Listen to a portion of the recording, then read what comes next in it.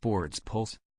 USA Today Sports Sam Amick breaks down the Rockets' big Game 2 victory that sends the Western Conference Finals to Oracle Arena tied at 1 game apiece. USA Today Sports. San Francisco, ask anyone with the Houston Rockets, and they'll chuckle at all this criticism about their isolation-heavy offense in the Western Conference Finals. As coach Mike D'Antoni said adamantly after his team's Game 1 loss to Golden State.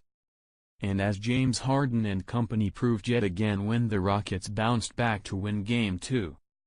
This is the ISO they perfected all season long en route to winning an NBA best 65 games. And they did it, by the way, at a historic level.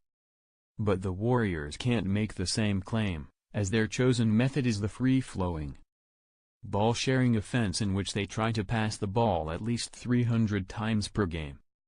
Yet as the series continues with Game 3 at Oracle Arena on Sunday, there's an offensive development brewing that could spell trouble for the defending champs.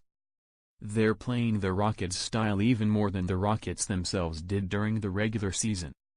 Let us explain. The Warriors, who ranked 17th in isolation possessions during the regular season at 6.9 per game, are averaging 25.5 isolation possessions in the first 2 games against Houston, 27 and 24, respectively, according to Synergy Sports. Not only is that nearly 4 times their norm, but it's nearly twice as much as Houston's regular season mark of 15.6 that led the league. This is happening because both the Rockets and the Warriors boast defenses that are athletic and versatile enough to allow for near-constant switching.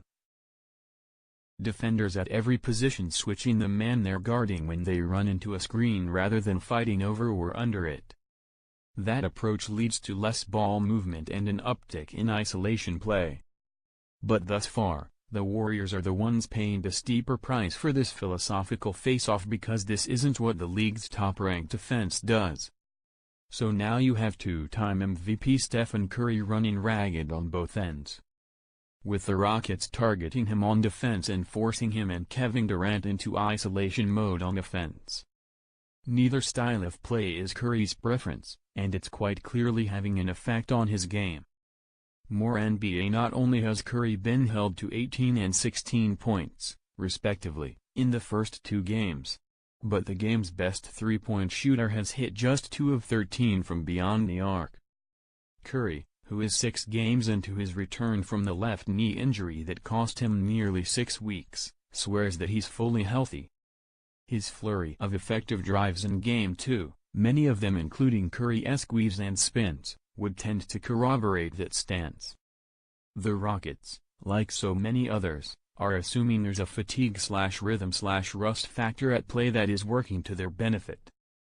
Golden State has made us go to another level, defensively, with their offense that if you just guard it, conventionally, it's unguardable, so it makes us switch. D'Antoni told USA Today Sports on Saturday. And there are a lot of problems with switching. It's not like it's going to solve all the problems, but they make us switch. And our offense makes them switch, and they've been really good at switching. Now obviously in switches, you've got to pick on someone. And Curry isn't bad, but if he's the worst of the 5, you're not going to pick on the all-defensive player, or the defensive player of the year. You've got to do what you've got to do. Need more evidence that the Warriors are being forced to change their offensive identity at the most important point of the season? Consider this: before this series, Golden State's only 2 playoff losses had also been the only 2 games in which they failed to pass the ball at least 300 times, Game 4 of the first round against San Antonio, Game 3 of the second round against New Orleans. Against Houston, the Warriors, who ranked 4th in passes made per game during the regular season at 322.7, had 283 passes in Game 1 and 272 in Game 2. Durant might need to ping Alaska Airlines for a new marketing slogan. Near the Bay Bridge that connects Oakland and San Francisco, there is a billboard featuring Durant dribbling that boasts one-on-one service. Yet while it might seem like a positive for Golden State that Durant has had 2 of his 3 highest scoring outings of the playoffs against Houston, 38 and 37 points, the Warriors' offense demands more balance. In the regular season, Golden State lost all 5 games in which Durant scored at least 39 points. 4 of those games came without Curry due to injury. What's more, Durant, who averaged 5.4 assists during the regular season, has just 1 total assist in the 2 games against the Rockets. Meanwhile, Warriors coach Steve Kerr and his staff spent the past 3 days trying to find solutions for all these unique challenges. Well, they do a ton of switching, like we do.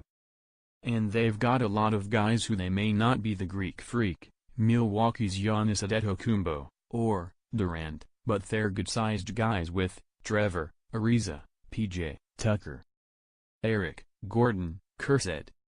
These guys are good, solid defenders, and they've eliminated a lot of holes in their defense from the past few years by adding more defenders. PJ and Luke Bamute. So they've made it tougher in the half-court for sure, and they've done a really good job with their defense, and the stats show it.